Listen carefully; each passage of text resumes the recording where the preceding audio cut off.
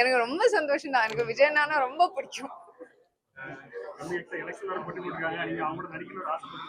இது ஒரே ஒரு ஆமா ரொம்ப கேரளால இருக்கேன், இங்க ஓட் இல்ல, அதுதான் எனக்கு ரொம்ப கஷ்டமா இருந்தது.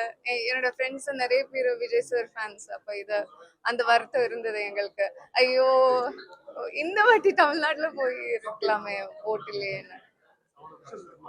அம்மா ரொம்ப விஷஸ் பிரேயர்ஸ் எல்லாமே இருக்கு. ஏன்னா எனக்கு அது நம்ம இந்த பொலிட்டிக்ஸை பத்தி பேசாது இதெல்லாம் எல்லாரும் சொல்வேன். ஆனா அவர் பேசுற வார்த்தைகள் கேட்கும்போது, ஏன்னா அந்த மனிதனுக்கு எந்த தேவையுமே இல்லை. இப்போ பொலிட்டிக்ஸ்ல வேற ரொம்ப கம்ஃபர்டபுளா இருக்கு, மக்களோட அன்பு இருக்கு, ஆதரவு இருக்கு, எல்லாம் இருக்கு.